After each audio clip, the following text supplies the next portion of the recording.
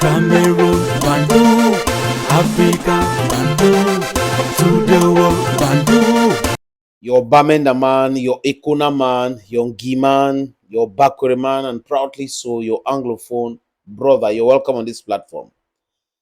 Il dit, les amis, nous devons continuer à mettre la pression sur le gouvernement camerounais d'attraper les responsables de cette torture, cette barbarie que Longué Longué a subie. Oui, ce n'est pas du tout normal. Je dis personnellement, moi et Longué Longué, s'il regarde mes plateformes, moi j'essaie de dire la vérité. Moi et lui, on ne s'entend pas. On ne s'entend pas depuis longtemps. Et moi, j'avais pensé que c'est fini, mais lui, il a ça. Donc, je m'en fous. Je passe à autre chose. Mais je suis contre l'injustice. Foncièrement contre l'injustice. Pourquoi je dis cela? Il y a certaines personnes qui m'ont écrit en disant, c'est ton frère anglophone, ton frère Bamenda, qui serait à l'origine de cette torture de Longué Longué. J'ai été clair. Toute personne qui enfringe les règles établies, donc qui piétine la loi, doit être punie. Vous avez eu où c'est autorisé la torture comme ça parce que quelqu'un a émis les opinions, il n'est pas d'accord avec vous, vous le torturez. Même s'il avait déclaré que X, Y avait gagné quoi que ce soit, est-ce qu'il avait tué quelqu'un? Les gens prennent sur eux de l'arrêter et de le torturer et de filmer. Quelle humiliation! Après, vous allez voir les gens qui vont dire non, c'est la femme de X, comme son mari voulait prendre une deuxième femme, par jalousie, elle a pris cette image-là, elle a contacté Longué Longué, elle a envoyé à Longué Longué. Mais c'est la preuve par 1 milliard qu'il avait été torturé. 2017, 2018 ou c'est 2019, peu importe, même si ça date de depuis 20 ans, ce qui est clair, c'est qu'il a été torturé. Et les tortionnaires de Longué Longué doivent être punis, les amis. C'est simple. Il faut les punir. On ne peut pas vivre dans un pays comme ça, où les gens prennent sur eux de dicter ce qui est bien à tout le monde. Tu dois faire comme ça, tu dois manger ceci, tu dois marcher comme ça. Vous avez des ministres qui se comportent comme ça. Et business as usual, il faut l'applaudir. J'entends aussi certaines personnes qui disent que Longué Longué, c'est quelqu'un de tellement incohérent. Longué Longué, on l'a vu avec Cortés Kecha, où Cortés Kecha a mis l'écharpe de Paul Biya sur lui. On l'a vu avec ceci, on l'a vu avec cela. Ça, c'est sa vie privée. Je m'en fous de ça. Chacun peut décider de soutenir qui veut, être comme il est. Mais est-ce qu'on a le droit de violenter quelqu'un parce qu'il a émis les opinions? Voilà la question fondamentale. Parce que l'autre débat, il a été avec, il ne faut pas manger, il mange avec les gars de RDPC, il mange avec les gens de l'opposition, ils font ceci. Je m'en fous de cela, les amis. Parce qu'il fait cela, donc c'est justifié, il faut justifier cette barbarie contre lui. Non, soyons un peu sérieux. Rien ne justifie cela.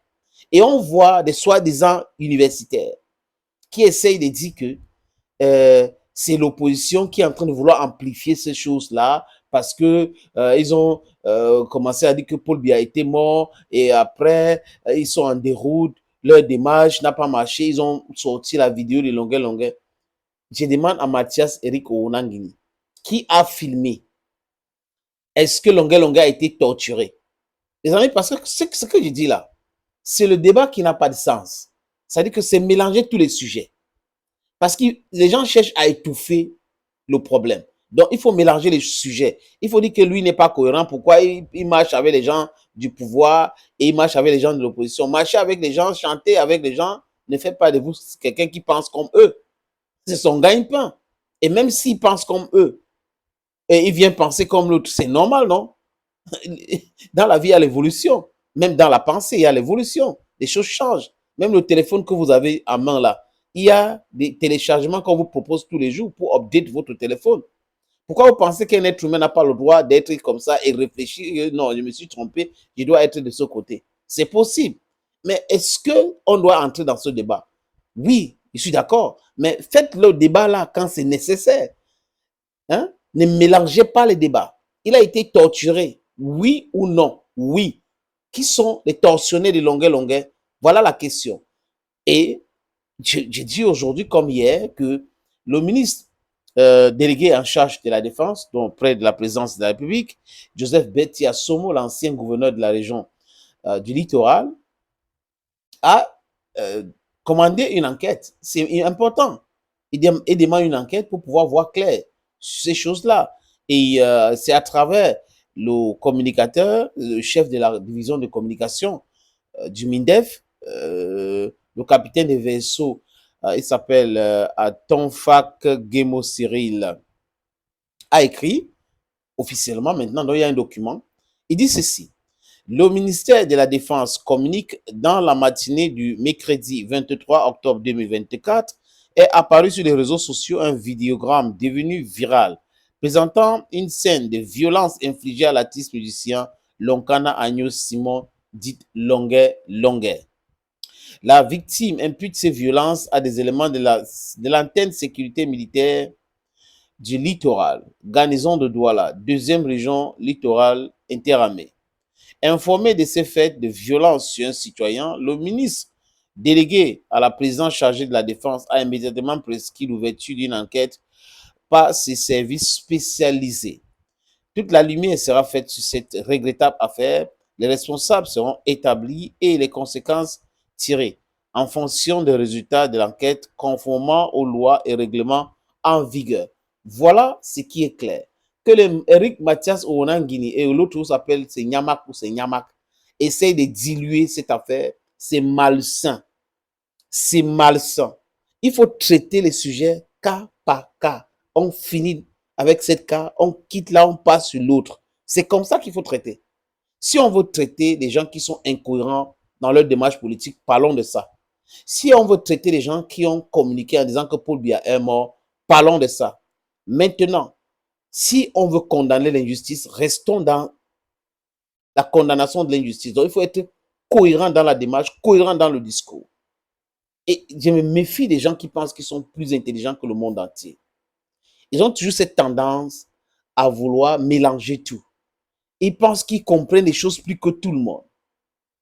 Mais dans la vie, même ceux qui sont allés à l'école, ils sont les spécialistes n'est-ce pas? Pourquoi est-ce que quand on parle d'un sujet, il faut mélanger tout? Non, traitez le sujet, arrêtez les coupables, punissez-les et parlez d'un autre sujet. Parlez d'un autre sujet. L'incohérence politique, parler des sujets. Il y a beaucoup de sujets.